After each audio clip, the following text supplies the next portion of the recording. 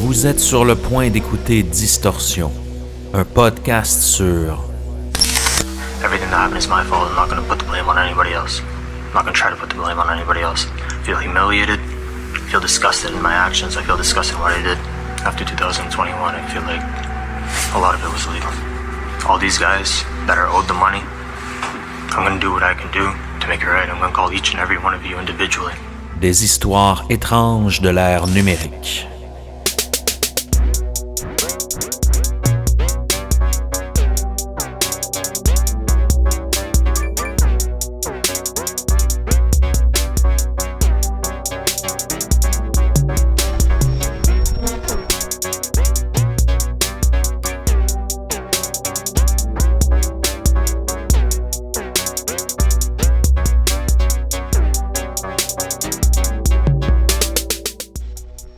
Toronto, décembre 2022.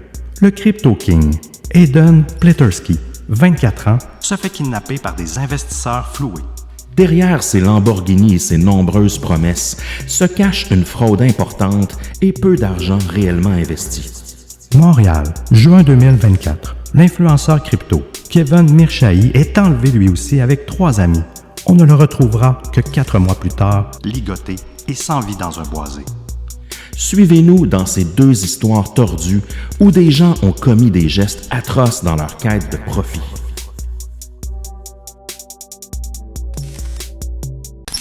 Sébastien Lévesque, comment ça va aujourd'hui? Ça va bien, toi, Émile Gauthier? Et... Ça va très bien, ça va très bien. Des histoires de crypto, ça fait longtemps qu'on voulait en parler avec vous, les Distordus, parce que ça a brassé au Canada même au cours des dernières années, à Montréal beaucoup aussi. Il y a eu plusieurs histoires. On va vous parler de 2 histoires qui ont vraiment marqué les dernières années. L'histoire de Aiden Pleterski, qui est survenu à Toronto, qui a été kidnappé, et aussi à Montréal en juin 2024. L'an passé, c'est Kevin Mirchahi, encore une fois, qui lui est arrivé encore pire. Non seulement il a été kidnappé, mais assassiné par des investisseurs qui l'auraient floué, du moins, dans sa pratique de conseiller financier ou d'influenceur crypto. Parce qu'on va avoir la chance d'aborder le sujet un peu. C'est très peu encadré, l'investissement en crypto qu'on fait pour des personnes tiers. Donc, c'est un peu comme ça que se positionner ces gens-là.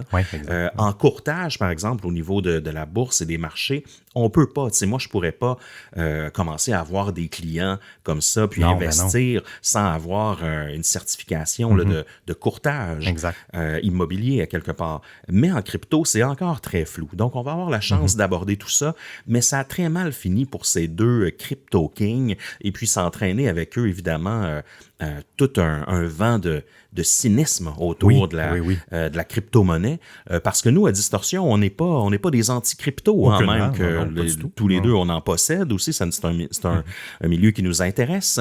On se tient loin, par contre, des influenceurs crypto. Ça, je pense que c'est pas une mauvaise chose. Donc, on va avoir la chance de débroussailler ces histoires-là qui sont arrivées très près de nous et qui nous ont touchés, qui ont ébranlé un peu là, le monde de la crypto-monnaie au Canada. Ça risque d'être très intéressant.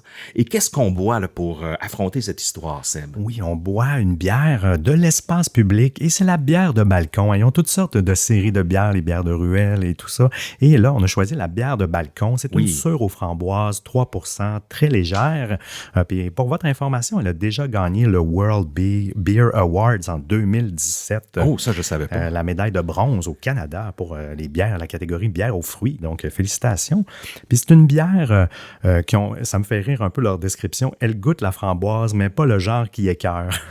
Juste le vrai goût du fruit avec son côté surette. Honnêtement, elle est excellente. Donc, merci à l'espace public, mais surtout, merci à Melvin Tontat, j'espère que je prononce bien ton nom, qui vient de Roumanie et qui nous a offert une tournée de bière à partir de notre site web, distorsionpodcast.com. Vous avez un petit onglet et ça vous permet de faire une donation pour nous, qu'on puisse remplir le fridge parce que, comme on vous le répète souvent, ce ne sont rarement des commandites. Donc, ça vient de notre portefeuille. Donc, merci à toi, Melvin. Shout-out la Roumanie entièrement. Oui. Et aussi shout-out à Funny Girl 97 qui nous a donné 5 étoiles sur Apple Podcast. c'est très sympa de ta part, Funny Girl.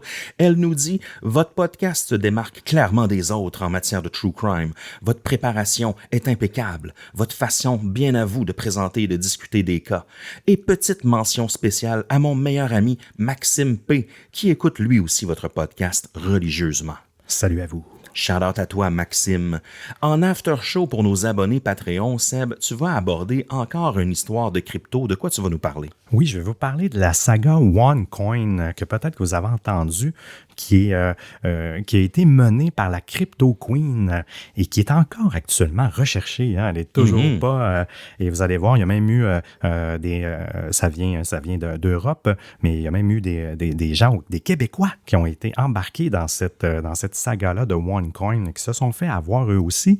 Et une autre histoire aussi, qu'une personne a investi plusieurs millions de dollars sous les conseils d'une voyante. Oh là là! Donc, ça va être intéressant à explorer et vous allez voir, ça peut être assez, pas rigolo parce qu'il y a des pertes à ça, mais des fois, il faut faire attention à l'instinct astrologique, si je peux dire. Oui, j'ignorais que les voyantes pouvaient donner des conseils financiers. Mais ils vont selon les vibrations. Oh, okay. On en reparle dans l'after show. Yes, ça risque d'être très intéressant. J'ai pas mes écouteurs aujourd'hui. J'espère que ma voix est quand même bien enregistrée. C'est un petit peu drôle là, dans mes oreilles. J'ai des petits AirPods de Apple. Ça sonne tout croche, mais bon, à vous de nous dire si notre voix et notre enregistrement est encore sur la coche. Là-dessus, Seb, je pense qu'on en a assez dit. Est-ce qu'on est prêt à se lancer dans cette histoire troublante de crypto-monnaie? Oui, monsieur. Allons-y. Dès maintenant. On va commencer parce qu'on a deux histoires, Seb, qui se rejoignent pas forcément. Non, en fait, exact. Qui se sont déroulées les deux dans un time frame différent, dans des villes différentes, mais où il y a quand même des modus operandi très similaires. Oui. Donc, on va commencer avec cette histoire de Aidan Pleterski qui a été enlevé à Toronto. Nous sommes à Toronto au début de décembre 2022. La nuit est froide et sombre. Les rues du centre-ville sont presque désertes. Un jeune homme de 24 ans, Aidan Pleterski, autoproclamé le Crypto King de Whitby en Ontario, pense peut-être rentrer chez lui après une rencontre d'affaires. En général, on évite de se surnommer Crypto King ou King de quoi que ce soit, je pense. Oui, exact. Ça commence mal, généralement. Effectivement. Soudain, tout bascule. Des individus l'abordent et réussissent à le contraindre à monter dans un véhicule. À peine les portières claquées, 2 armes à feu sont braquées sur lui. Son sang se glace, il réalise qu'il est en train d'être enlevé. Commence alors pour Pleterski une séquestration de 3 jours digne d'un thriller. Transporté en divers lieux clandestins autour de Toronto, il est roué de coups à plusieurs reprises. Ses ravisseurs, visiblement furieux, lui hurlent des questions. « Où est passé notre argent? » On le menace de s'en prendre à sa famille s'il ne coopère pas. Pleterski, paniqué, supplie et promet de rembourser. En guise de preuve de vie et pour humilier leur captive vedette, les ravisseurs le forcent à enregistrer une vidéo de confession. Sur l'enregistrement de 12 minutes qui sera plus tard diffusé sur les réseaux sociaux, on voit Pleterski, le visage tuméfié, en larmes, implorer le pardon de ses investisseurs pour avoir perdu leur argent. Son avocat déclarera par la suite que ses excuses filmées ont été obtenues sous la contrainte. On s'en doute un peu dans ce contexte-là. Oui, exact. Au bout du 3e jour, les kidnappeurs estiment avoir fait assez de pression. Ils relâchent Pleterski, encore meurtri, quelque part dans le centre de Toronto, après avoir exigé une rançon de 3 millions de dollars. Cette somme colossale doit être payée par son ancien propriétaire, un homme que Pleterski considérait comme un mentor. On va vous en reparler plus loin. Tremblant et en état de choc, Aidan vient de vivre l'impensable. Le Crypto King canadien, autrefois jeune multimillionnaire flamboyant, est devenu la proie de ceux qui l'ont ruiné. Dis-moi, Émile, comment ce gourou des crypto-monnaies en est-il arrivé là? Oui, on va faire le tour, Seb, de l'ascension fulgurante de ce roi autoproclamé là, de Aidan Pleterski. On va faire un petit retour sur son histoire. Quelques années plus tôt, auparavant, rien ne prédestinait Aidan à défrayer les manchettes nationales. Né à la fin des années 90, il n'a pas encore 20 ans lorsqu'il s'intéresse aux crypto-monnaies. Il commence à investir durant son adolescence et aurait même engrangé quelques gains à l'époque où le Bitcoin et d'autres cryptoactifs flambent sur les marchés. En 2020, alors que la planète subit la pandémie et que les taux d'intérêt chutent, beaucoup cherchent des rendements alternatifs. Aiden, lui, se façonne un personnage.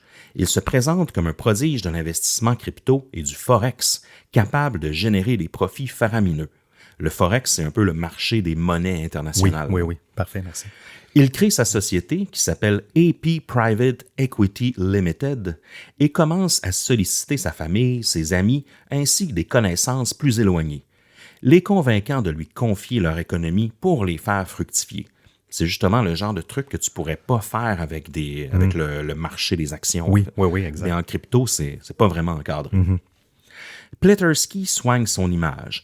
Sur Instagram et TikTok, il exhibe un train de vie de millionnaire, des voitures de luxe, des voyages en jet privé, des villas somptueuses partout dans le monde. Chaque semaine est une winning week pour lui. Il promet des gains de 5 à 7 % par semaine à ses investisseurs. Un taux absolument vertigineux qui défie toute logique financière. Mais en cette période d'euphorie crypto, certains veulent y croire. Pleterski se vante aussi d'une formule rassurante. Aucun risque de perte, selon lui.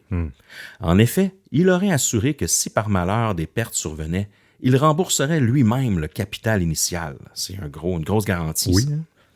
Avec un tel discours, ce jeune homme à peine sorti de l'adolescence réussit à inspirer confiance. Après tout, ne se présente-t-il pas comme le Crypto King? Pour renforcer sa crédibilité, Pleterski n'hésite pas à recourir à des stratagèmes dignes d'un expert en marketing numérique. Il paye pour faire publier des articles élogieux à son sujet dans des médias en ligne, y compris une publication liée à Forbes Monaco, ainsi que sur le site conservateur Daily Caller. Et ça, il faut se méfier, parce qu'il y a plein de magazines, parfois, là, un peu comme les Forbes, je sais pas particulièrement, mais ça a l'air que oui. Mais tu peux avoir des articles commandités dans ces magazines-là. Donc, c'est pas pareil comme quand les journalistes t'appellent pour raconter ton succès. Là. Tu peux faire un peu tout ce que tu veux, là, moyennant une somme d'argent. Donc, il n'y a pas toujours de crédibilité. C'est comme un peu le festival des films de Cannes. Tu sais, tu peux... il y a bien des gens qui disent « Ah, mon film s'est retrouvé au festival de Cannes », mais en marge du festival de Cannes, il y a aussi un festival où tu peux payer pour faire jouer ton film. Donc, tu sais, c'est un peu comme un concours, mais en parallèle qui est ouvert si tu payes. Donc, tu as juste à payer un petit peu, puis après ça, tu peux, tu peux mettre... Je pense que légalement, tu n'as pas le droit, mais il y en a beaucoup qui le font quand même, de mettre le logo du festival de Cannes sur un court-métrage ou quelque chose comme ça, là, même s'il n'a pas été dans la compétition officielle. Bref, c'est des petites passe-passe là, pour gagner en crédibilité. Ses contenus commandités le dépeignent comme un gourou de la crypto, un visionnaire de la finance. Le titre de Crypto King commence à circuler dans les médias. Il organise son existence comme un véritable personnage de fiction. Des fêtes luxueuses, des montres hors de prix, des photos posées devant des bolides de course. Bref, cette vitrine flamboyante sert d'appât aux investisseurs. Et les investisseurs, eux, petits et grands, affluent. En un rien de temps, Pleterski aurait recueilli près de 40 millions de dollars canadiens auprès d'environ 140 à 160 personnes. Parmi eux se trouvent de jeunes enthousiastes de la crypto, mais aussi des retraités cherchant à doper leur épargne. Par exemple, une grand-mère de 65 ans y laissera 60 000 $ qui était l'épargne destinée aux études de ses petits-enfants. Triste. Certains contractent même des prêts pour investir chez ce jeune prodige autoproclamé. T'imagines, tu payes de l'intérêt en plus. Ben oui. La scène d'investissement post-pandémie est alors mûre pour ce genre de promesses faciles. Les bourses et le Bitcoin ont connu des montées stratosphériques en 2021. Beaucoup de novices pensent qu'il suffit d'oser pour gagner gros. Pleterski, lui, avec son sourire d'ange et ses stories Instagram en Lamborghini, semble incarner cette nouvelle génération de millionnaires éclairs. C'est vrai que pendant ces années-là, moi-même, on dirait qu'on avait plus de temps devant notre ordinateur ou autre. Moi-même, en 2021, peu après la pandémie, j'avais investi en crypto. Oui. Mais ce qu'on se rappelle, c'est qu'en ce moment, ben là, on est presque dans des chiffres records. Là. Exact, c'est Bitcoin, Ethereum, même Solana ont atteint des records dans les derniers mois, là, les dernières semaines, derniers mois de 2025.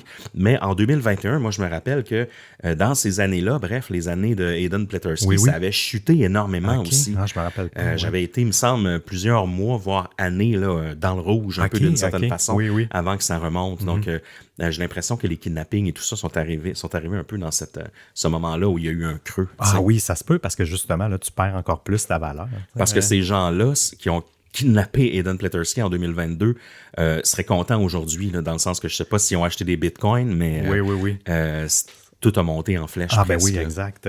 Après, c'est sûr que si lui investissait dans des coins un peu plus, des meme coins, exact, des monnaies alternatives, ça se peut que ce soit plus risqué aussi. Là. Non, exact. Mais là, tu vas voir, le problème est peut-être même au-delà de ça. Parce que derrière les bolides et les promesses, la réalité de l'entreprise AP Private Equity est tout autre. Les rouages internes s'apparentent à un schéma de Ponzi classique, revisité à l'ère des crypto-monnaies.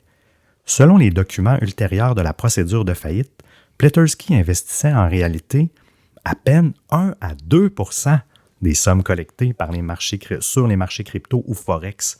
Cette proportion dérisoire d'investissement réel, ça fait froid dans le dos. Ça signifie que sur chaque 100 $ que tu lui confiais, il y a moins de 2 $ qui étaient effectivement placés.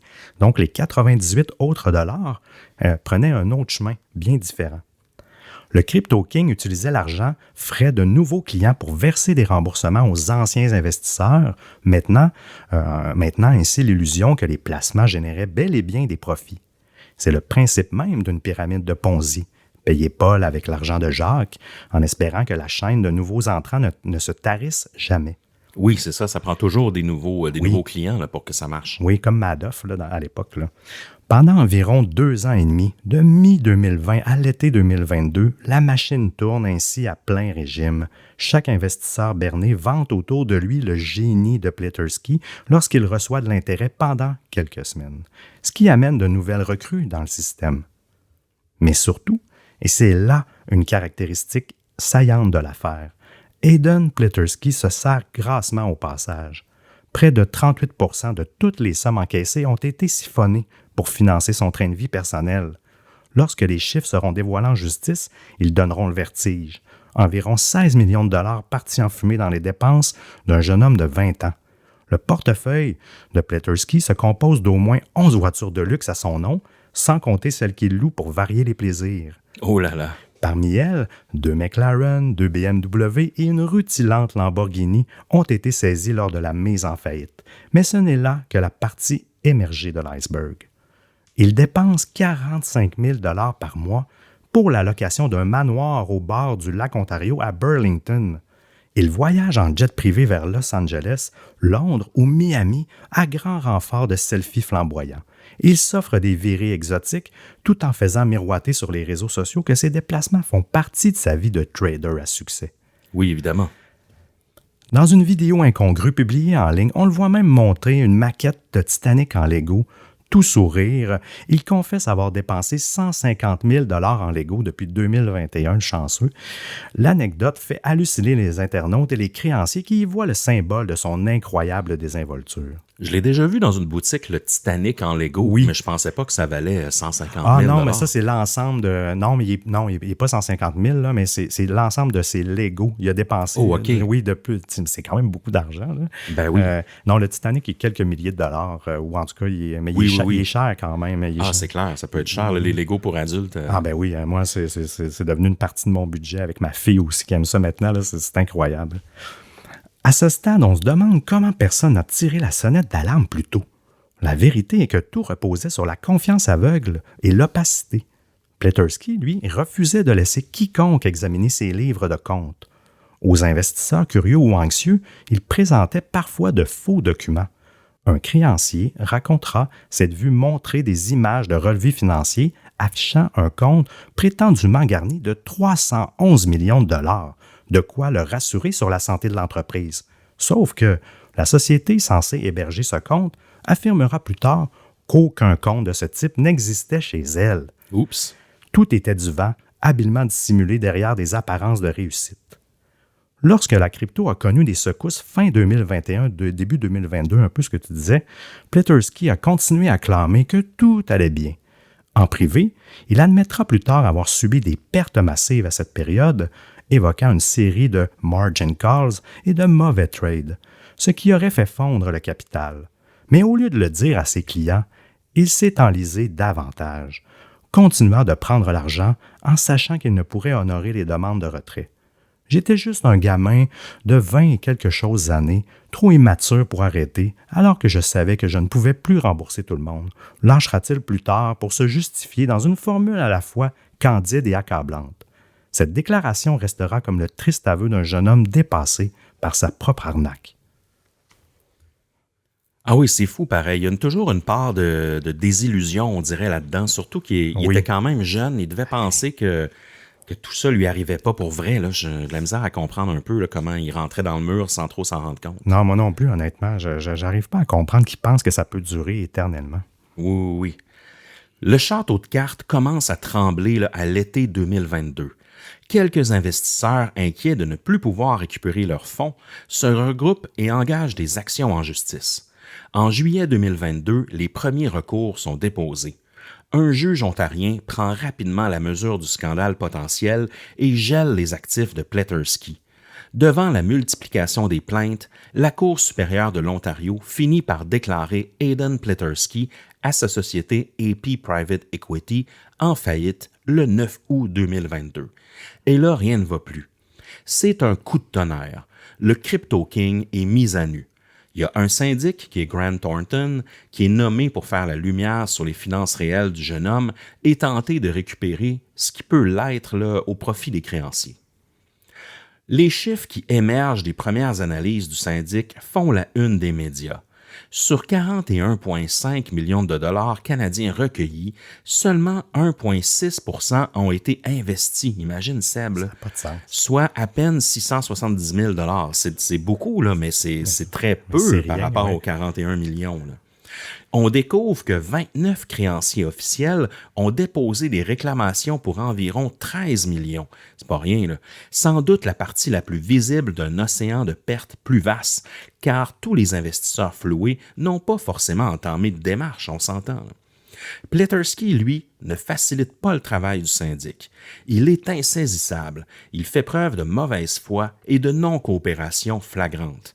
Il faudra le menacer d'outrage au tribunal à 2 reprises pour qu'il daigne fournir certaines informations financières critiques à l'enquête. Ben oui. Malgré ces sommations, il continue de dissimuler l'étendue de ses actifs et d'éluder les questions essentielles. Le syndic rapportera par exemple que Pletersky a tenté de cacher de l'argent sous forme de crypto-monnaie et même là, de points de fidélité convertibles, exploitant toutes les failles pour garder un magot hors de portée. Là. Un peu plus, puis acheter des trucs dans Roblox. Là. Oui, c'est ça. Ça fait, oui. Ça fait beaucoup de Air Miles. En septembre 2022, des audiences avec les créanciers sont organisées. Et face à eux, Pletersky apparaît moins arrogant. Il admet être pêle-mêle et avoir été très désorganisé et ne pas avoir tenu de registre clair de ses investissements ni de ses dettes. Une excuse qui enrage ses victimes. Ce chaos était bien pratique pour brouiller les pistes. Pletersky prétend aussi, là, sans scier, que les pertes massives de fin 2021 et début 2022 là, expliquent la disparition de la majeure partie de ses fonds.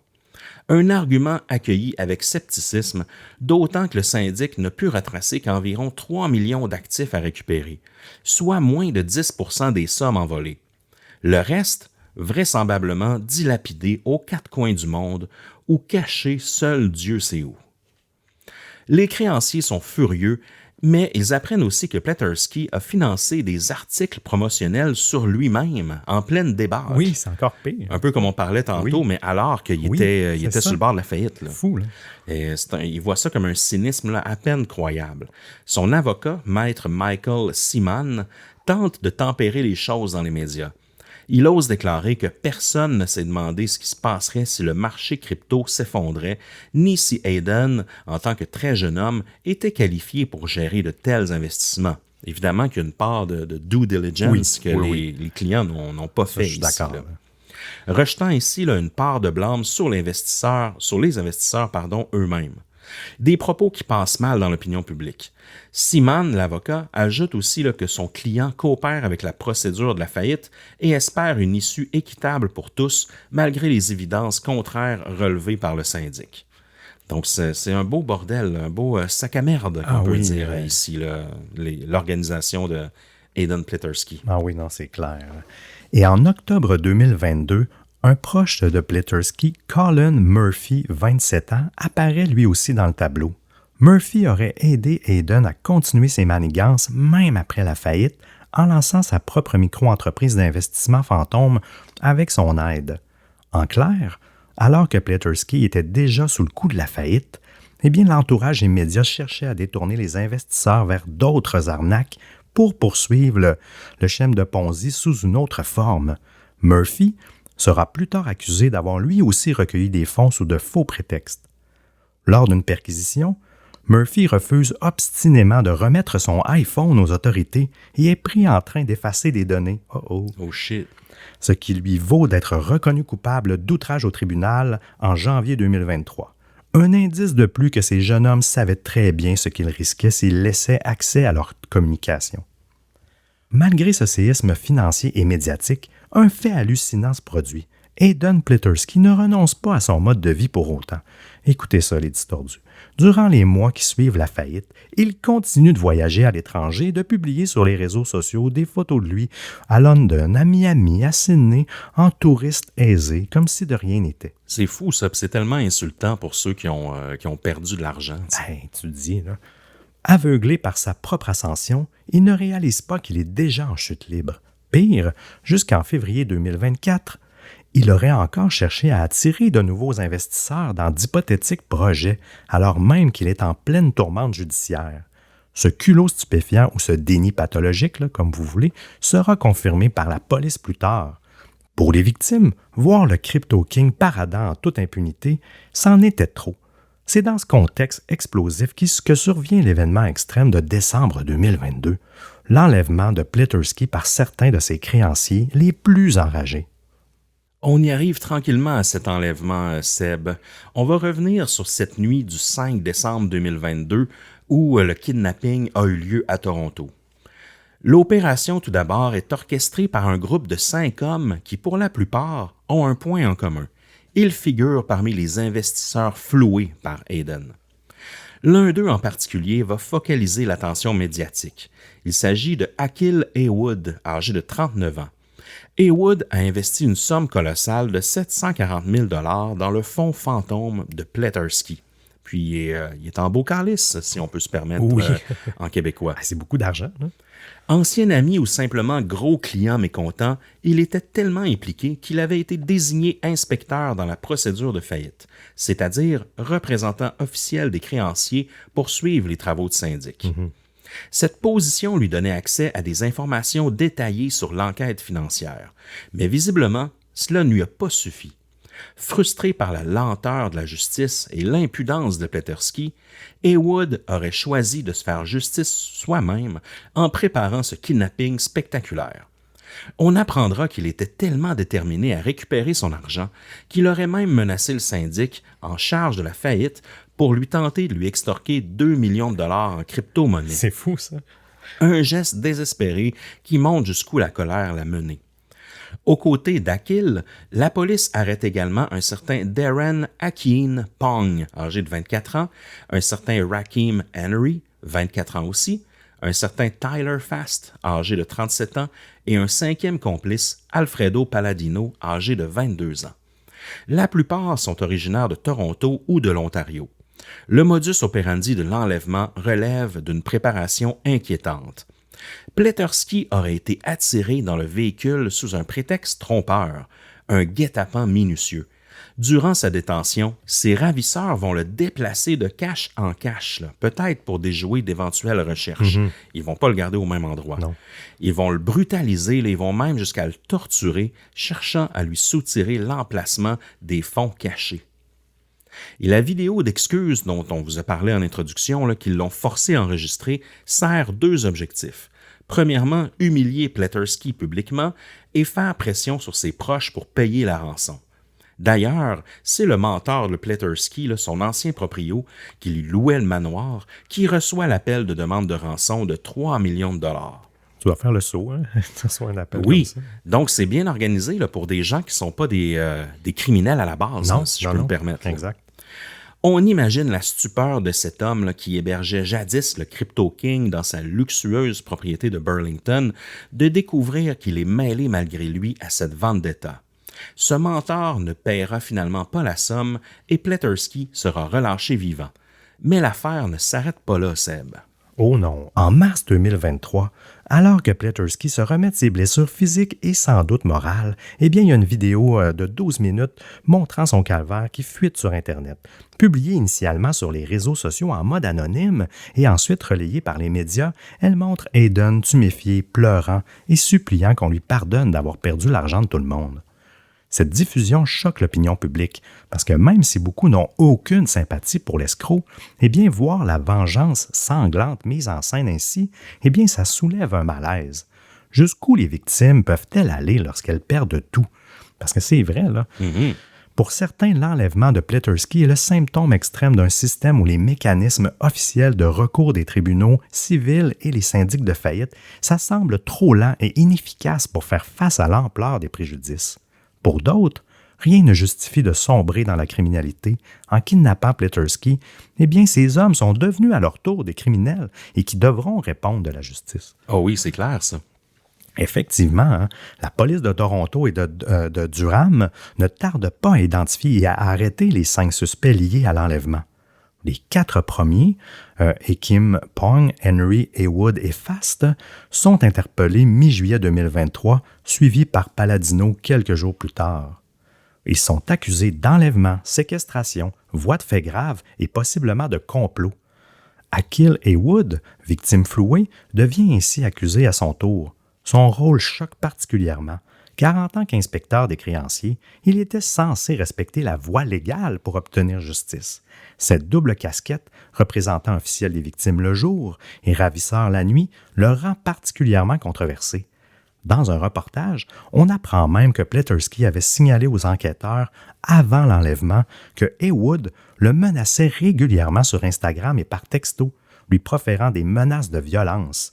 On frissonne en réalisant que les autorités étaient déjà au courant du risque pesant sur Pleterski sans avoir pu empêcher le passage à l'acte. Et pour la petite histoire, Émile, anecdote quand même intéressante, cet épisode d'enlèvement aura des conséquences inattendues jusque dans le milieu du sport professionnel. Le manoir à 8,4 millions que Pleterski louait était en cours d'achat par le basketballeur de la NBA, Shai Gilgeous-Alexander. Moi, je ne le connais pas, là, mais d'après moi, ça doit être un grand joueur. Là. Apprenant après coup que sa potentielle nouvelle maison avait servi de théâtre aux visites menaçantes d'individus cherchant Pleterski, avec même des menaces de la brûler, eh bien, le joueur et sa compagne prennent peur. Oui. Il entame une action en justice pour annuler la vente, ne souhaitant plus aménager dans ce lieu au passé tourmenté. Et en novembre 2023, heureusement, ils obtiennent gain de cause et se désistent de l'achat, preuve que les déboires de Pleterski ont laissé des traces indélébiles autour de lui. C'est vraiment des victimes collatérales. Ben oui, c'est comme s'il avait peur que des gens se pointent pour chercher Pleterski encore. Oui. C'est un joueur de la NBA. Là, oui, c'est ça. En plus, oui. Je veux dire, c'est pas des gens qui doivent avoir tant peur, mais malgré tout, non, c'est ça, c'est veut pas. C'est clair. Tandis que les kidnappeurs présumés attendent leur procès, l'étau légal se resserre enfin sur Hayden Pleterski lui-même. Depuis la faillite de 2022, aucune charge criminelle n'avait encore été portée à son encontre. Le dossier était complexe, nécessitant de longues enquêtes financières. Mais en coulisses, la police de Durham a monté l'opération Project Swan, la plus vaste enquête pour fraude de l'histoire de la région. Pendant 16 mois, une équipe d'enquêteurs épluche des milliers de documents financiers, exécute plus de 40 mandats et ordonnances judiciaires pour tracer les flux d'argent. Ils interrogent des dizaines de témoins et de victimes. L'affaire est si tentaculaire que les autorités fédérales, l'Agence des services frontaliers du Canada, la police provinciale de l'Ontario et même le département de la sécurité intérieure des États-Unis prêteront main forte pour suivre les éventuelles pistes à l'étranger. Fou, hein? De son côté, la Commission des valeurs mobilières de l'Ontario enquête aussi, car Pleterski et ses comparses opéraient sans aucune licence ni enregistrement officiel en tant que gestionnaires d'investissement, ce qui constituait déjà en soi une violation de la loi. Finalement, le 14 mai 2024, l'heure de rendre des comptes arrive. Aidan Pleterski est arrêté par la police régionale de Durham et accusé de fraude de plus de 5 000 $ ainsi que de blanchiment d'argent. Son ancien complice, Colin Murphy, se rend lui aussi et fait face à une accusation de fraude. Les autorités les soupçonnent d'avoir soutiré à des centaines de personnes des sommes colossales sous couvert de placements en crypto-monnaie et en marché de change. Fait notable, les enquêteurs révèlent ce jour-là que Pleterski tentait encore de recruter des investisseurs aussi tard qu'en février 2024. Pas de bon sens. Ça fait pas longtemps, là. Non. Preuve de son impudence ou de son désespoir. Devant la presse, le chef de police, Peter Moreira, insiste sur l'ampleur des préjudices. Plus de 300 victimes recensées à travers l'Ontario pour des pertes évaluées à près de 40 millions de dollars. Un chiffre encore plus élevé que celui établi lors de la faillite initiale, ce qui illustre à quel point l'hémorragie financière s'était rendue bien au-delà de ce qu'on croyait. L'annonce de l'arrestation du Crypto King fait les gros titres au Canada. Après l'indignation de voir Pleterski se pavaner librement, c'est un soulagement de le voir finalement rattrapé par la justice pénale. Le lendemain, le 15 mai 2024, l'OSC tient une conférence de presse conjointe avec la police pour détailler l'opération. On y apprend entre autres que Pleterski n'aurait investi que 1,6 % des fonds confiés et dépensé le reste pour son bénéfice personnel, des faits qui étaient déjà connus là, via la faillite, donc pour financer son train de vie là, luxuriant. Exact. On comprend alors que les charges de fraude et de blanchiment sont solides. Elles s'appuient sur un patient travail de fourmi pour documenter chaque mensonge aux investisseurs et chaque transaction louche. Remis en liberté sous caution de 100 000 $ dès le 15 mai, un montant garanti par ses parents. Quand même. Je ne sais pas si Sam, tu aurais les moyens de me payer une caution de 100 000. 100 000, il faudrait que je fasse quelques téléphones. En fait, non. Faudrait que tu vendes des bitcoins. Oui, c'est ça. Pleterski échappe pour l'instant à la détention provisoire avec cette caution. Cependant, ses conditions de remise en liberté sont strictes. Il doit remettre son passeport, rester sagement chez ses parents à Whitby et n'a pas le droit de quitter les limites de l'Ontario. Il lui est interdit d'utiliser des cartes bancaires, sans doute pour l'empêcher de disperser des fonds et d'en recevoir. Surtout, il ne peut plus contacter d'anciens investisseurs ni publier le moindre contenu en lien avec la finance ou l'investissement sur les réseaux sociaux. J'espère bien, parce que oui. c'était pas un influenceur très, très sain. Non. Pour ce jeune habitué à exhiber sa vie en ligne, c'est un bâillon sévère mais approprié. À la sortie du tribunal, on aperçoit Pleterski la tête basse, fuyant les caméras contrastant, frappant avec le fêtard insouciant qu'il affichait être quelques mois plus tôt. Le co-accusé, son ami Colin Murphy, dont on a peu parlé, lui est également libéré sous condition. Lors de sa comparution préliminaire, on apprend qu'il aurait mis sur pied un système parallèle au système de Ponzi de Pleterski pour continuer l'arnaque alors que ce dernier était acculé. C'est incroyable. Hein? Il C'est arrête fou, jamais. Hein? Il y avait un plan B. Murphy aurait ainsi démarché des connaissances en promettant de placer leur argent en crypto via Pleterski, alors même que ce dernier était en faillite. Une couche supplémentaire de tromperie presque risible si elle n'avait pas ruiné de vraies personnes. Et là, l'OSC, un peu c'est l'AMF en ontarien. Oui, exact. L'Autorité des marchés financiers de l'Ontario précise que ni Pleterski ni Murphy n'étaient enregistrés comme courtiers, évidemment, ou conseillers financiers s'ils officialisent leur imposture aux yeux de la loi. Détail croustillant, malgré la gravité des charges, Pleterski ne semble pas complètement réaliser la situation. La veille de son arrestation, il met en ligne une vidéo TikTok captée en pleine sortie nocturne, accompagnée d'un message énigmatique disant « 18-25 ans est un âge étrange. Certains amis ne conduisent pas, d'autres ont des enfants ou se marient. » Un message qui a fait réagir comme s'il cherchait encore à jouer les philosophes de pacotille sur les réseaux sociaux au mépris de l'interdiction qui allait lui être signifiée. Ce comportement a renforcé l'image d'un jeune homme déconnecté de la réalité ou narguant jusqu'au bout ses détracteurs.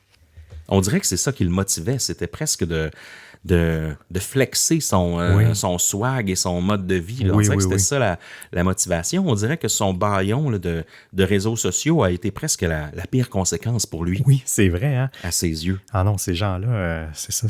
Mais t'es tellement jeune. Il me semble qu'ils disent justement que je pense que ton cerveau se développe pas sur la prise de risque avant 25 ans, sur vraiment une meilleure capacité à évaluer le risque. Ça doit aider que des jeunes comme ça prennent, que leur cerveau n'est pas encore développé, de ne pas avoir conscience à 100% des risques qu'ils prennent. Et là, on s'en va au procès, Émile. Désormais, l'affaire suit son cours devant les tribunaux.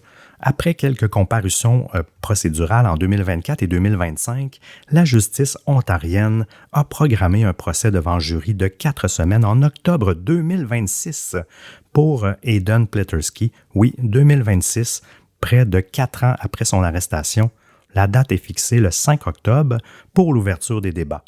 Cette longue attente s'explique par la complexité du dossier. Il y a des centaines de victimes, des montagnes de preuves financières à dépouiller et l'engorgement des tribunaux. On peut imaginer facilement l'enquête, la complexité. D'ici là, Pleterski, qui n'a que 26 ans en 2025, demeure en liberté sous caution, mais sous haute surveillance. Il doit se présenter périodiquement par vidéo devant la cour et sa prochaine audience de routine est prévue en novembre 2025 par visioconférence. Et à l'automne 2026, il aura presque 28 ans lorsqu'il fera face au jury. S'il est reconnu coupable de fraude massive et de blanchiment, il encourt théoriquement une peine pouvant aller jusqu'à 14 ans de prison. Il est intéressant de noter que parallèlement à cette grande affaire financière, Pleterski a également eu maille à partir avec la justice pour des faits d'une toute autre nature. Écoutez ça.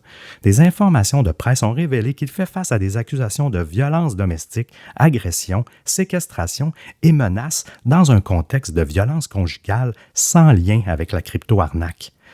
Cette inculpation distincte, tombée également en 2022, ça dresse le portrait d'un individu potentiellement violent dans sa vie personnelle aussi. Même si ce volet n'est pas central dans notre récit, ça ajoute une couche de gravité au personnage. Le Crypto King ne serait-il pas qu'un jeune homme dangereusement téméraire sous tous les plans? Oui, exact. Ces charges parallèles devront être traitées séparément, mais elles contribuent à la chute du vernis dont s'était enduit Pleterski. Pour revenir à l'aspect financier, le procès à venir en 2026 sera scruté de près, non seulement par les victimes, qui espèrent le voir condamné sévèrement, mais aussi par la communauté des investisseurs et des autorités de régulation. Le chef d'accusation principal est la fraude pour plus de 40 millions de dollars et l'affaire est devenue emblématique des dérives non contrôlées de l'engouement de la crypto. D'ici le procès, l'OSC et la police doivent garder le dossier confidentiel. Il y a une ordonnance de non-publication qui a d'ailleurs été imposée pour certains éléments afin de garantir un procès équitable. Cette discrétion forcée frustre les journalistes, mais elle montre le sérieux avec lequel on traite l'affaire pour éviter tout vice de procédure.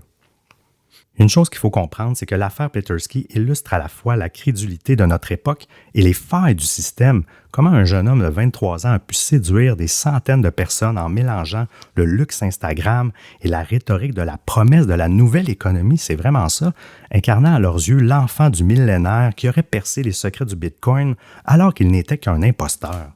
Pendant des mois, il a collecté des millions, sans licence ni surveillance, l'OSC et la police n'intervenant qu'après coup au prix d'enquêtes massives. La colère des floués, incarnés par Akil Haywood, victime devenue accusée dans le dossier du kidnapping, mais ça révèle jusqu'où la détresse peut mener lorsqu'on perd des sommes colossales et que la justice tarde à répondre. C'est une tragédie contemporaine faite de cupidité, d'illusion et de vengeance qui rappelle les grandes fraudes du passé, mais à la vitesse d'aujourd'hui, accélérée des réseaux sociaux et des crypto-monnaies. Parce que c'est vrai, là, si toi, là, exemple, tu t'investirais une grosse somme, puis tu perds des centaines de milliers, et Wood, je pense que c'est 700 quelques mille. Oui. On dirait que des fois, je comprends qu'on dirait que vu que tu vois qu'il n'y a rien qui se passe, on dirait que ta seule option, c'est la violence. Oui, c'est l'auto-justice. Mais bon, en attendant le verdict prévu pour 2026, La saga du Crypto King demeure une mise en garde. Derrière chaque promesse de rendement irréaliste peut se cacher un escroc et derrière chaque chute retentissante, des vies brisées et une société qui doit apprendre à mieux se protéger de ces faux génies. Et si les choses se sont relativement bien terminées pour Pleterski, ce sera notamment différent pour Kevin Mirchayi.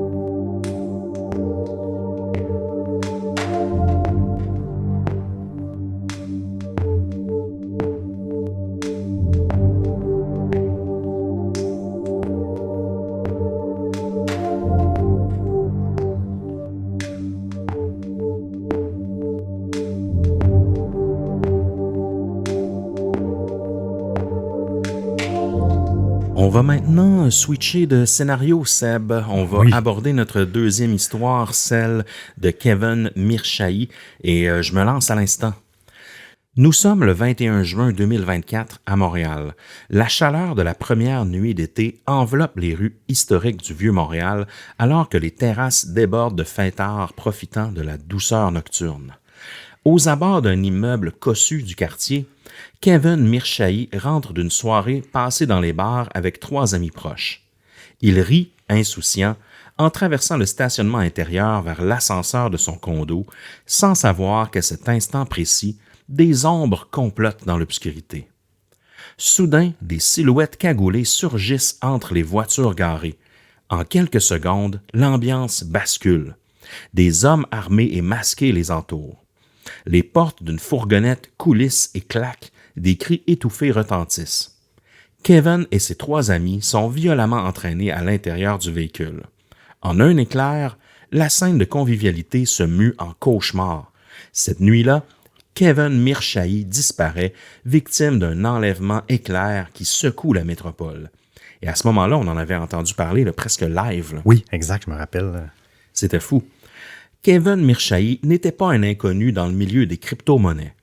Âgé de 25 ans en 2024, ce jeune entrepreneur crypto s'était forgé une réputation de gourou en investissement sur les réseaux.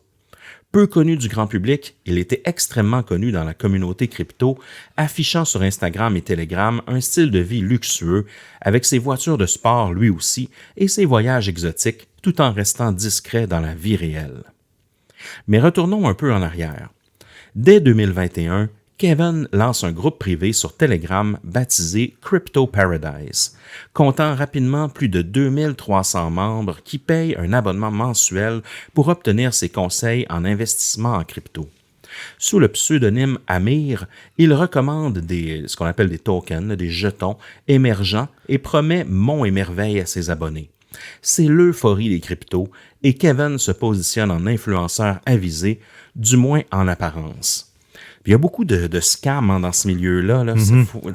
À peu près chaque personne, tu sais, quand on regarde sur YouTube ou sur les réseaux sociaux, chaque personne que des fois je me dis, il y a peut-être des bons conseils, finalement je me dis, non, c'est de la bullshit. Ouais. Je préfère soit lire des conseils de sources officielles, de médias ou de faire mes expérimentations moi-même, on dirait.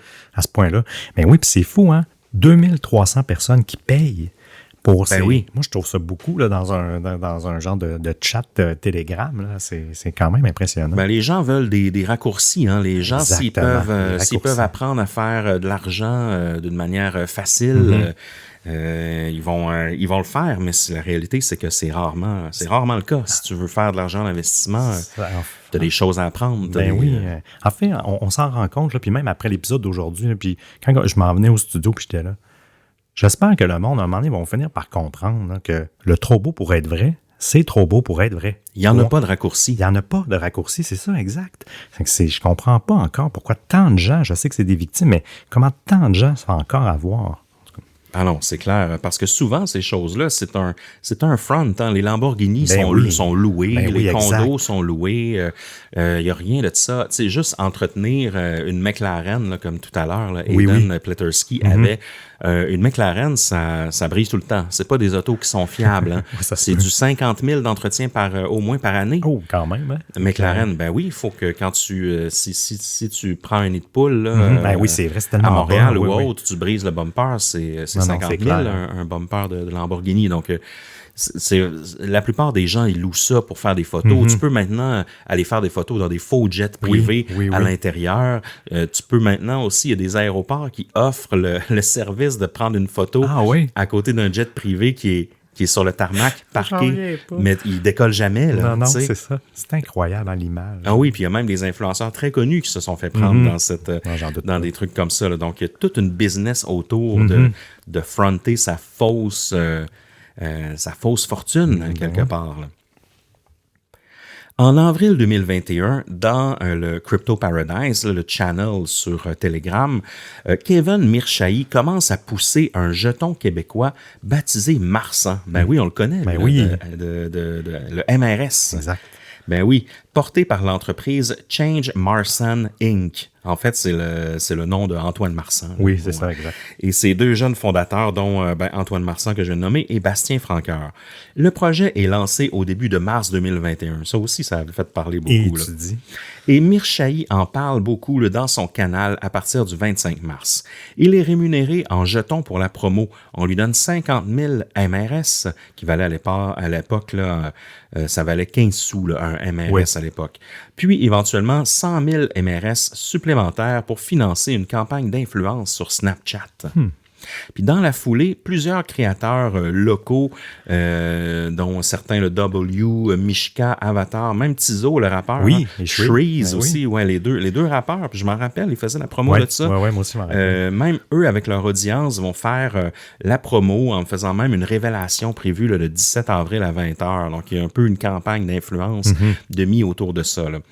L'effet boule de neige est immédiat. Entre le 14 et le 17 avril, le cours explose jusqu'à 5,14 $ pour le MRS.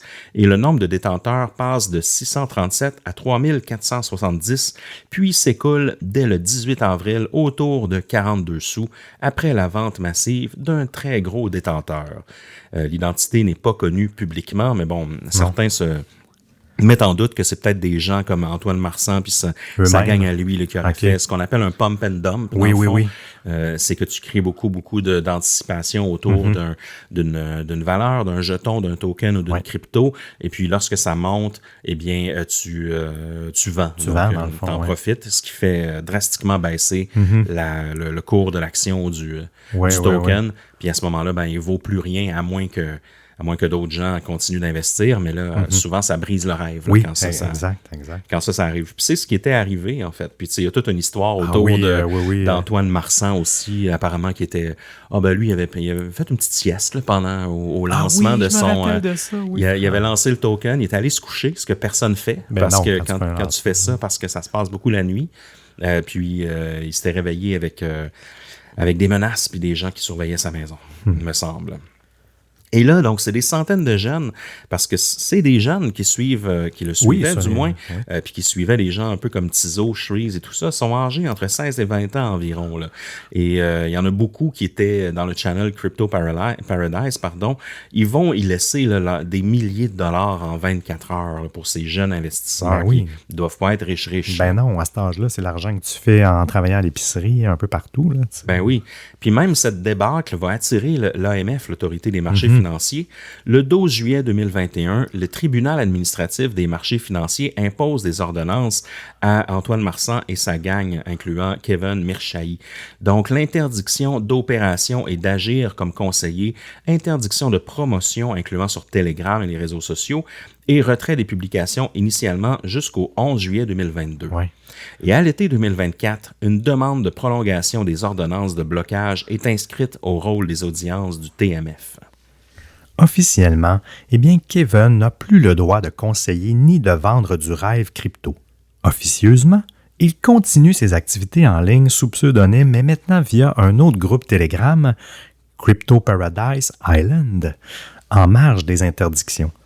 Malgré ses déboires réglementaires, Kevin poursuit son train de vie flamboyant, attisant autant l'admiration de certains que la colère de d'autres, car dans l'ombre, quelques-uns de ses investisseurs se sentent floués. Selon des informations de l'enquête divulguée plus tard, Mirshahi aurait escroqué des individus liés au crime organisé dans ses projets crypto. Oh, faut faire attention. Oui.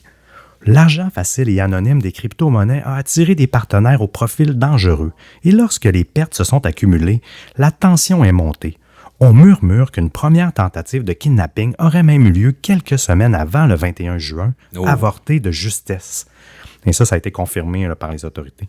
Mais on n'a juste pas de détails. Il n'y a comme aucun détail. Kevin, peut-être conscient des risques, s'était fait plus prudent au printemps, mais cela n'a pas suffi. Oh, il devait mal dormir, en tout cas, Kevin. Hey, tu dis? Le 21 juin, 2 heures du matin, après la sortie festive entre amis, le piège se referme donc dans le parking souterrain. Kevin, son ami d'enfance, et 2 jeunes femmes sont braqués par au moins 4 ravisseurs cagoulés. La scène est brutale et méthodique, preuve que le coup a été minutieusement préparé. En quelques instants, le quadruple enlèvement est exécuté. Les victimes sont maîtrisées, bâillonnées et amenées de force. Le véhicule des kidnappeurs démarre en trombe, disparaissant dans la nuit montréalaise. Le lendemain matin, l'affaire éclate. 3 des otages, l'ami de Kevin et les 2 jeunes femmes sont retrouvés vivants, abandonnés près d'un arrêt de bus à l'ouest de l'île de Montréal. Choqués mais indemnes, ils racontent avoir été libérés à l'aube par les ravisseurs eux-mêmes. Mais aucune trace de Kevin. Lui, le leader visé, reste introuvable. Immédiatement, une vaste enquête est lancée par la police de Montréal avec le soutien de la Sûreté du Québec. Le stationnement de l'immeuble est passé au peigne fin. Des caméras de surveillance sont analysées image par image et on tente de retracer le parcours des kidnappeurs à travers la ville. Quelques heures seulement après l'enlèvement, un premier rebondissement survient. Un véhicule suspect qui aurait servi à l'enlèvement est retrouvé incendié dans un quartier cossu de Laval. Les criminels ont carbonisé la voiture pour effacer les indices, gage de professionnalisme criminel. Les enquêteurs récupèrent ce qu'ils peuvent des débris calcinés et redoublent d'efforts pour identifier les suspects. L'enquête progresse pendant l'été. Les policiers suivent des pistes numériques, relevés téléphoniques, messages cryptés, filatures discrètes. En recoupant différents indices, ils identifient une maison isolée à Les-Cèdres, en Montérégie, qui aurait servi de cache. C'est dans cette résidence à une 50aine de kilomètres à l'ouest de Montréal que les 4 captifs auraient été détenus après leur enlèvement. Les enquêteurs soupçonnent également que c'est là, dans le sous-sol ou le garage de cette maison tranquille, que Kevin aurait été assassiné dans les heures suivant son enlèvement. Mais pour l'instant, Kevin est toujours porté disparu. Sa famille et ses amis espèrent encore un miracle, tandis que l'inquiétude grandit dans la communauté crypto-montréalaise. Sur les réseaux, certains commencent à spéculer. Cet influenceur crypto a-t-il été victime de son succès? D'aucuns évoquent des règlements de compte liés à l'argent numérique. La nouvelle de sa disparition circule dans les cercles Telegram où Kevin était autrefois acclamé pour ses tuyaux financiers. C'est toute une histoire, Seb. Fin août 2024, un premier coup de théâtre judiciaire survient. Le 22 août, la SQ arrête une femme de 32 ans, Joanie Lepage, propriétaire de la maison des Cèdres en question. C'est une connaissance indirecte de certains malfaiteurs présumés. Lepage est aussitôt inculpé de meurtre au premier degré, de séquestration et de complicité dans l'enlèvement de Kevin et les 3 autres victimes. Donc, ce que je comprends, Seb, c'est qu'ils l'ont déjà inculpé de meurtre, même s'ils n'ont pas retrouvé Kevin, en fait. Donc, je présume que la scène de crime était assez éloquente pour qu'il l'inculpe de meurtre là, sans avoir trouvé de cadavre. Oui, exact. C'est le seul détail qu'ils ont donné, sans donner plus de détails. Ils n'ont jamais dévoilé tout ça, mais ils ont seulement dit qu'il était convaincu qu'il était mort par les traces qui ont été laissées sur la scène de crime. Oui, parce que c'est rare, en tout cas, c'est rare qu'on voit ça, là, quelqu'un inculpé de meurtre avant même qu'on retrouve... Ça, t'as raison, là. Ah oui. J'étais surpris, moi aussi, à l'époque, quand c'est arrivé. Là. Cette arrestation indique clairement que l'enquête a progressé, mais elle soulève de nouvelles questions. Qui est Joanie Lepage et quel rôle a-t-elle pu jouer? Parce qu'on ne sait pas tout. Ici, on vous dévoile ce qu'on sait grâce aux sources publiques et tout, mais c'est quand même une histoire encore récente. Peut-être qu'on va en savoir plus un peu plus tard, mais il y a encore des pièces de puzzle qu'on ignore, entre autres sur la scène de crime et tout ça. On apprendra par la suite qu'elle aurait été approchée pour prêter sa maison aux ravisseurs contre quelques milliers de dollars. Selon sa version, elle ne s'attendait pas à se retrouver complice de meurtre, une ligne de défense sur laquelle nous reviendrons. En attendant, elle demeure détenue et l'enquête se poursuit pour retrouver les autres membres du commando. Les semaines passent sans que l'on retrouve Kevin, ni vivant ni mort. 4 mois après l'enlèvement, l'affaire connaît son dénouement tragique. Le 30 octobre 2024, dans le parc nature de l'île de la Visitation, au nord de Montréal, des employés municipaux font une découverte macabre, un corps ligoté en état de décomposition avancée, dissimulé dans les sous-bois. Les poignets et chevilles de la victime sont entravés. Le cadavre partiellement enfoui sous des branchages. Les lieux sont aussitôt bouclés par la police scientifique. Quelques effets personnels et un examen dentaire permettent l'impensable confirmation. Il s'agit bien de Kevin Mirshahi, finalement retrouvé mort plus de 4 mois après son enlèvement. Incroyable. Oui, et l'horreur va frapper l'opinion aussi, là. Montréal découvre qu'un influenceur crypto local a été enlevé dans la nuit du 21 au 22 juin 2024, puis retrouvé mort le 30 octobre au parc nature de l'île de la Visitation. Pendant plus de 4 mois, son corps est resté dissimulé à quelques mètres des sentiers où les joggeurs et les familles se promènent. C'est fou, ça, pareil. Oui, ça, oui. La nouvelle fait les gros titres des médias québécois et se propage jusque dans la cryptosphère internationale. Au même moment, l'enquête criminelle accélère. En novembre 2024, fort de nouveaux éléments, les policiers passent de nouveau à l'offensive. Le 19 novembre, 2 autres suspects sont arrêtés par la SQ avec l'appui du service de police de Châteauguay. Nakael Eki, âgé de 26 ans, résident de Montréal, et Darius Perry, de 27 ans, de Châteauguay. Ils sont inculpés de complicité après le fait et de séquestration des 3 autres victimes. Leur participation directe au meurtre de Kevin n'est pas confirmée à ce stade parce qu'ils sont accusés de complicité après les faits. Exact. Donc, potentiellement que ce ne serait pas eux qui l'auraient tué. Mais ils auraient été impliqués dans l'opération d'enlèvement et dans tout ce qui a suivi.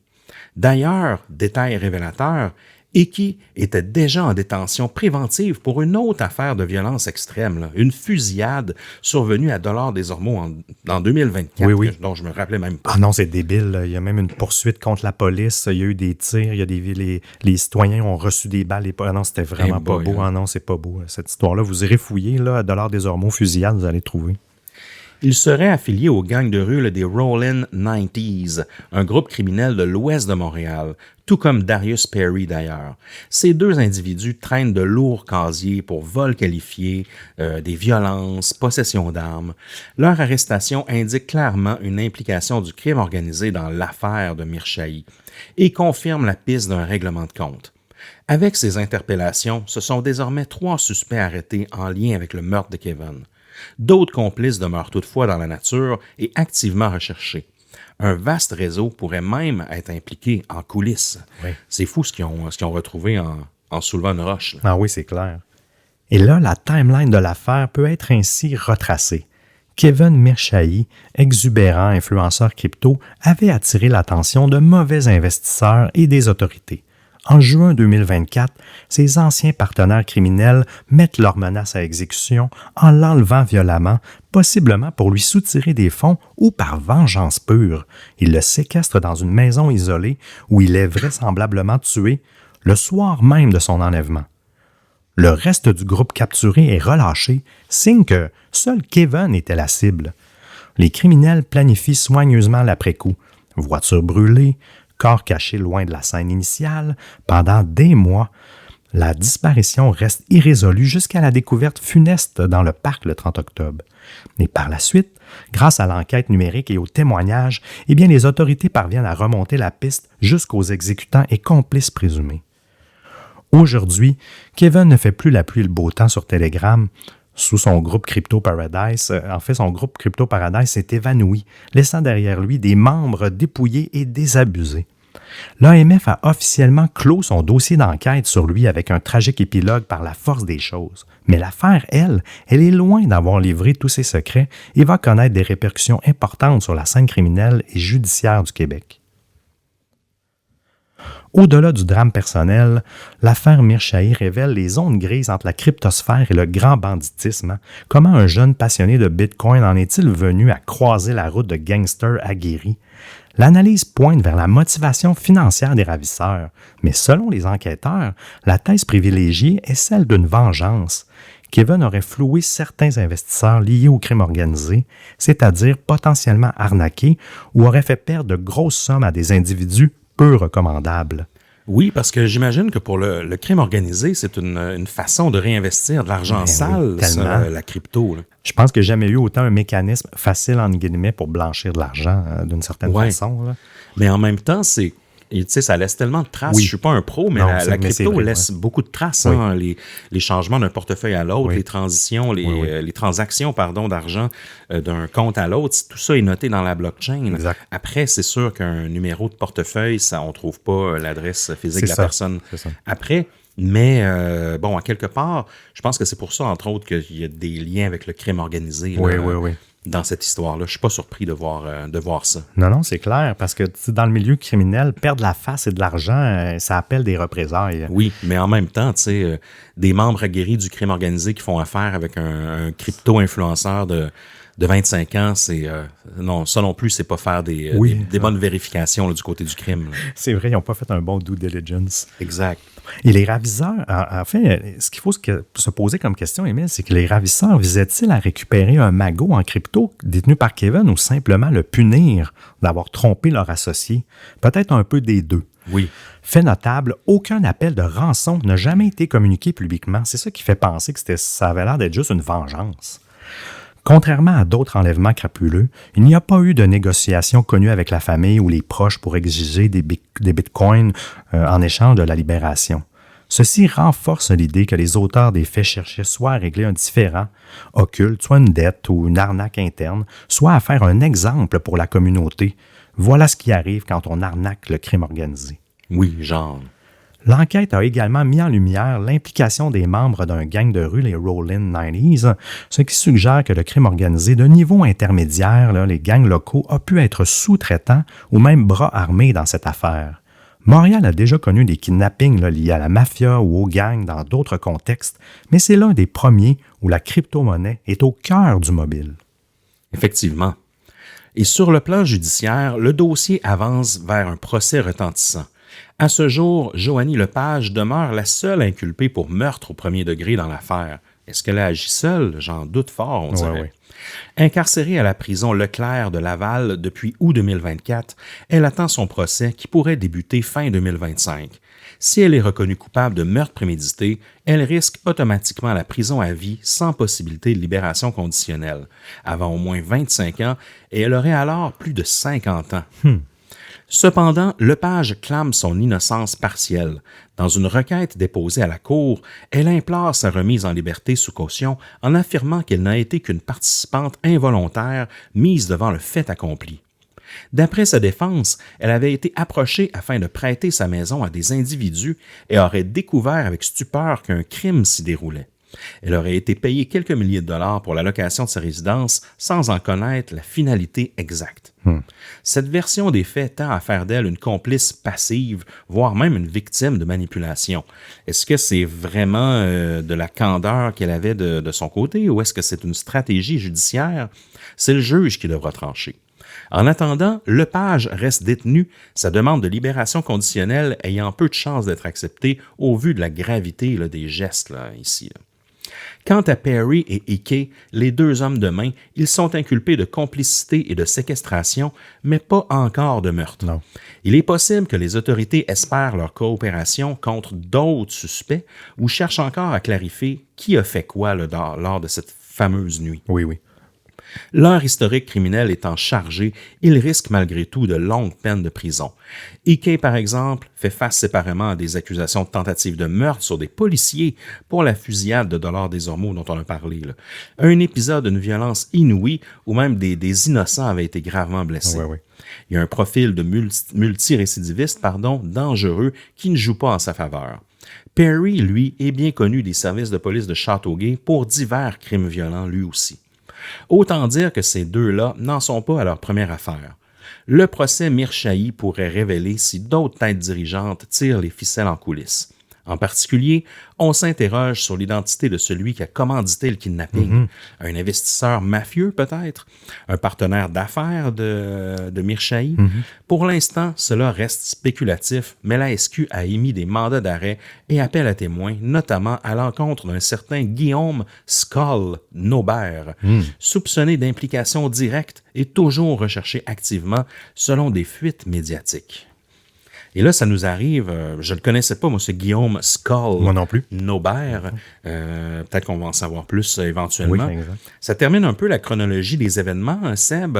Il y a encore des parts de mystère dans cette histoire-là. Oui. Est-ce que, justement, Joanie Lepage a agi seule? On dirait que j'en doute fort. J'en doute fort. J'ai l'impression qu'elle se retrouve un peu au centre de tout ça malgré elle. Elle a voulu peut-être faire un peu d'argent rapide, là, Je suis sûr que c'est ça, oui. mais elle se retrouve un peu en tant que bouc émissaire, je pense. Là. Ouais, on dirait que je la crois dans ce qu'elle dit.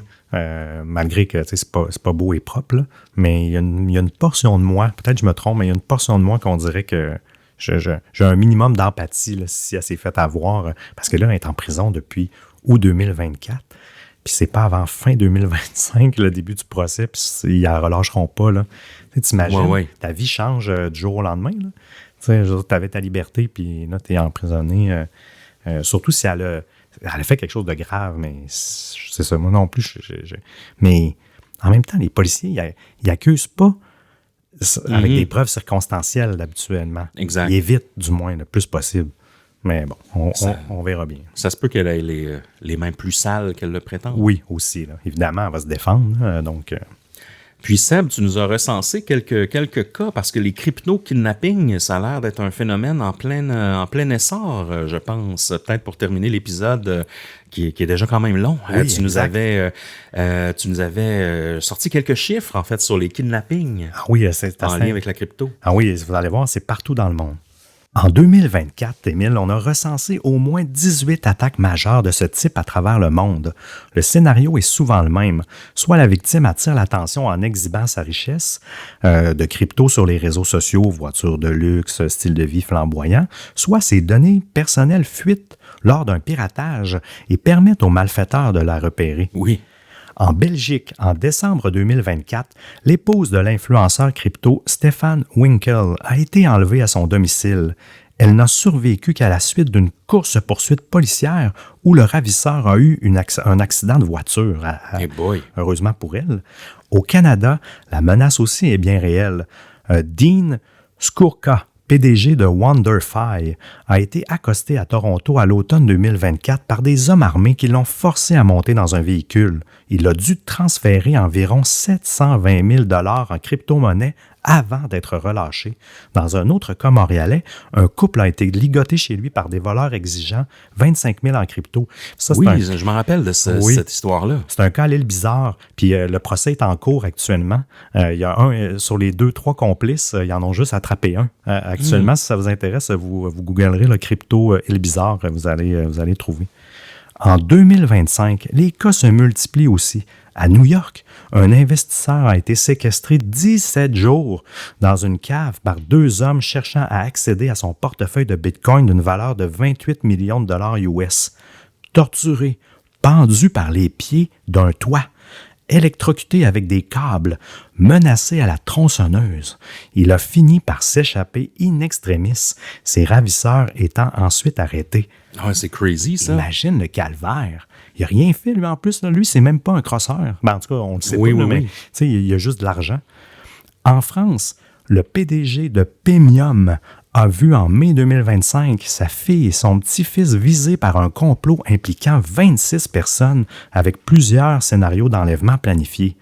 Toujours en France, en janvier 2025, le cofondateur de Ledger, David Balland, et sa femme ont été kidnappés. Les criminels lui ont même sectionné un doigt et envoyé la vidéo à l'entreprise pour faire pression. Le couple a été libéré en 2 jours grâce au GIGN et les auteurs arrêtés. Ça doit être une sorte de police. Là, ou de groupe d'intervention. Oui, exact. Pourquoi cette vague? Eh bien, il y a 3 facteurs principaux. D'abord, la flambée du Bitcoin, autour de 100 000 US en 2025, ça attire désormais les criminels vers des cibles riches et parfois imprudentes, visibles comme des célébrités. Ensuite, les transferts de crypto sont instantanés, irréversibles et impossibles à bloquer par une banque. Sous contrainte, une victime peut envoyer des millions en quelques clics. Enfin, les gangs traditionnels voient dans ces richesses numériques une alternative plus rentable que les fourgons blindés avec un braquage à l'ancienne appliqué à une cible moderne. Ah, c'est sûr, parce que les portefeuilles de crypto, tu peux le savoir. Tu sais, quelqu'un qui est bien renseigné et qui fait sa bonne enquête, il peut faire des liens entre des grosses transactions puis des numéros de portefeuille. Donc, une fois qu'ils connaissent qui est le propriétaire d'un portefeuille, qu'il soit virtuel ou physique de Bitcoin, ils savent à quoi s'attendre. Quand tu braques un fourgon blindé, tu le sais pas là, s'il est vide ou plein. C'est vrai, tu as raison. Non, effectivement. Les forces de l'ordre s'adaptent, mais la protection d'individus dispersés et imprudents, ça reste un défi. Ils ne peuvent pas être partout. Les autorités recommandent discrétion sur les réseaux, anonymat des avoirs et mesures de sécurité accrues. Il y en a même qui ont des gardes du corps, des systèmes d'alarme. Il y a toutes sortes de wallets aussi maintenant qui ont plus de sécurité. Il y a même certaines entreprises de crypto, Émile, qui offrent même un service de sécurité spécialisé, même avec de la sécurité rapprochée ou des portefeuilles multisignatures répartis géographiquement pour empêcher qu'un individu seul ne puisse tout transférer sous la menace. Ça, c'est quand même intéressant. Oui, ils doivent avoir des banques même qui offrent des services au moins de garder ton portefeuille en sécurité à quelque part. C'est vrai, je ne sais pas s'ils font ça. Juste le mettre dans un coffre-fort de banque, déjà là, tu as quand même une bonne sécurité. Oui. C'est vrai, je n'avais même pas pensé. Mais c'est ça, il y a il y a toutes sortes d'outils. Là. Je faisais un peu de recherche pour voir, même comme protection physique, pas de son corps, mais de vos clés, de vos wallets. Puis c'est ça, il y a vraiment toutes sortes de gammes d'outils. Faites des recherches si vous avez de l'argent, mais c'est vrai, la discrétion. Maintenant, tout le monde peut épier les réseaux sociaux, puis on ne sait jamais à qui on a affaire. C'est un peu comme, maintenant, il ne faut plus le moins possible publier quand on est en vacances pour ne pas se faire voler. C'est un peu la même chose. Là. Donc, tentez d'être discret pour éviter que ce genre de malheur-là arrive, parce qu'aujourd'hui, on vous a parlé de 2 personnes qui ont fourré du monde. Là. Mais dans les cas qu'on vous parle, c'est pas ça, c'est juste des propriétaires de beaucoup de cryptos qui ont été enlevés. Donc, oui, puis tu sais, ça essaie peut-être de flexer votre richesse de crypto aussi, là, si vous ne voulez pas attirer les troubles. Là. Exact. Dans le quartier où j'habite, il y a une Lamborghini mauve dont la plaque, c'est inscrit « Thanks Bitcoin ». Ah ben oui, wow. Donc, je veux dire, ça peut être une proie facile. Là, effectivement, et c'est vrai. Hein? Elle est sûrement louée, par contre, la Lamborghini. On espère que vous avez aimé ces 2 histoires, les distordus. Ça faisait longtemps qu'on n'avait pas parlé de crypto, mais justement, ça brassait tellement à Montréal, puis au Canada dans les dernières années qu'on voulait faire un point là-dessus. En plus, ça nous fait parler un peu d'histoires qui sont un petit peu près de chez nous. Donc, on aime ça. Ceci dit, soyez vigilants dans votre aventure de crypto-monnaie. Ne faites pas confiance aux gourous de la crypto et autres gourous de la finance. Tenez-vous loin même. Et en after show, Seb, tu nous parles de la saga OneCoin et de la chute programmée de la Crypto Queen, qu'on ne sait toujours pas elle est où, elle. Non, exact. Toujours recherchée. Donc, un big mystère à suivre. Sinon, vous savez où nous retrouver, les Distordus. On est sur Instagram, Facebook, YouTube. On est sur TikTok aussi. Bientôt sur Twitch, possiblement, parce qu'il y a des live streams qui s'en viennent. Donc, surveillez ça. Surveillez toutes nos activités qu'on fait avec Fizz aussi. Ça risque d'être très intéressant dans les prochaines semaines. Donc, merci encore infiniment de votre soutien. Et évidemment, comme c'est la tradition, on n'a pas le choix de donner des bons shout-outs à nos actionnaires Patreon. Pour bien terminer, je te laisse commencer, Seb. Oh oui, je lève mon verre à Caroline C., Gilles L., Sean L., Eliane C. et Christiane F. Merci. Aussi, une bonne main d'applaudissements à Jade D., à Vanessa T., à Stéphanie D., à Jimmy B. et à Nicolas G. Je fais un gros câlin à Julie S. G., à Alan, à Marina RCK, à PSB et à la mystérieuse Rachel. Une bonne poignée de main à Elena L., à Meld, à Olivier L., Catherine M. et Bianca L. Beaucoup de L et de M. Je poursuis les remerciements à Carrie, Félix L., Mademoiselle A., Elisabeth C., et Atlante B. On termine avec beaucoup d'amour pour Jean-François T, pour Candace, pour Annabelle T, pour Marie et pour Carmen.